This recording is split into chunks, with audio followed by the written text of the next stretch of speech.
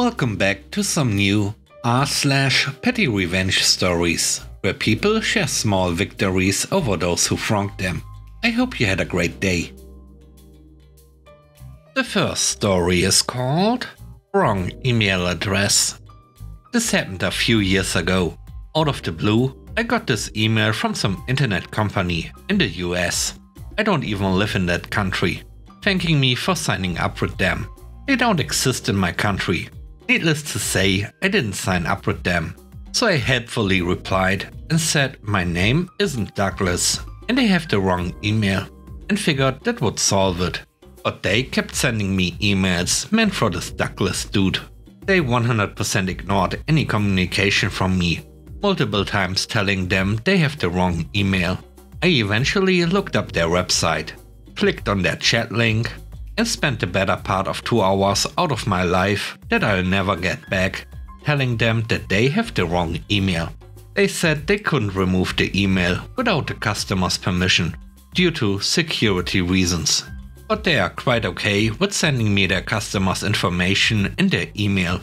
I pointed that out to them, and they said that's alright, because they don't send sensitive information via email. In other words, these people were quite okay with continuing to send me someone else's emails. They had zero interest in fixing it, so I let that stew for a while.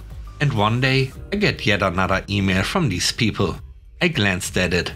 It was confirmation for an appointment for the techs to come out and do something. I was about to delete the email when I noticed a little link that said if I wanted to cancel the appointment, click here. Alrighty then. Time for some petty revenge. I cancelled the appointment. I chuckled to myself, thinking of Douglas taking time off work or whatever out of his day to be home for that appointment that never occurred.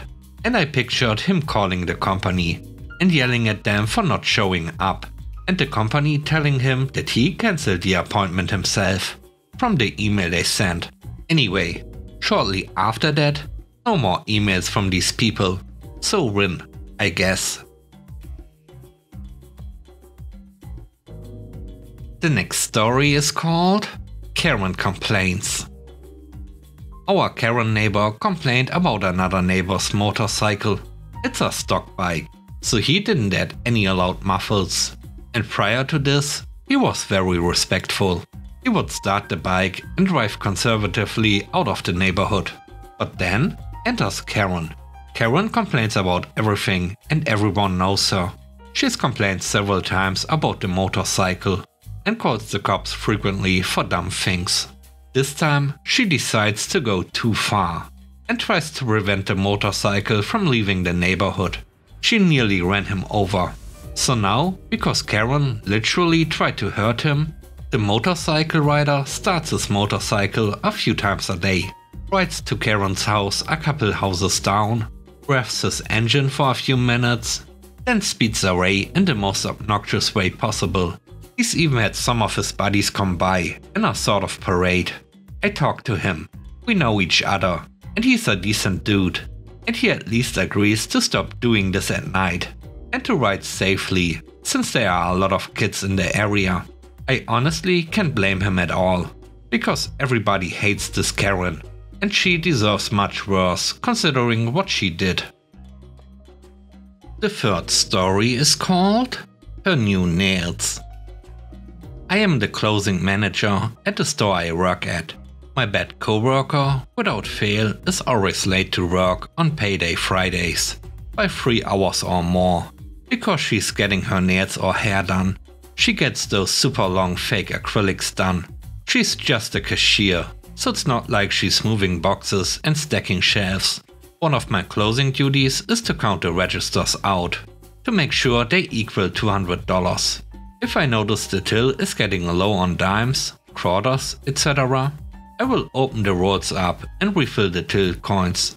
If you have ever worked with rolls of coins, you know how bad they are to open.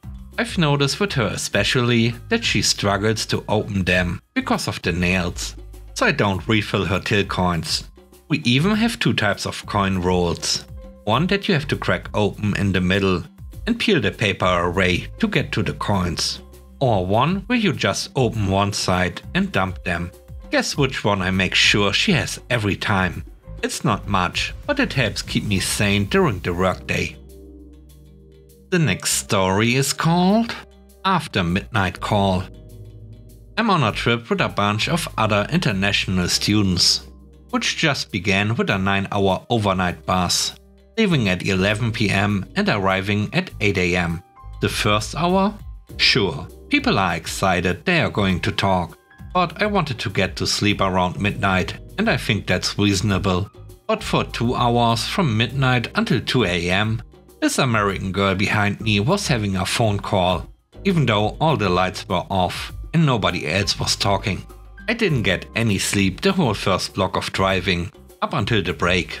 After the first break, I discovered that the seat has a reclining feature. Excellent.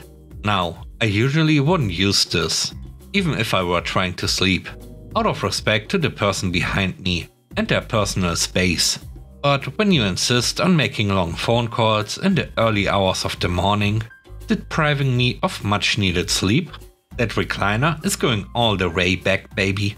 I put it almost all the way back, in the way that was most comfortable for me, but then felt her pushing the back of my chair, so I just pulled the lever and let it drop back all the way. This did actually help me to finally get a couple of hours sleep, which was all I managed to get the whole night. It was a simple petty revenge. But hey, if you want people to respect your ability to sleep, try respecting theirs as well.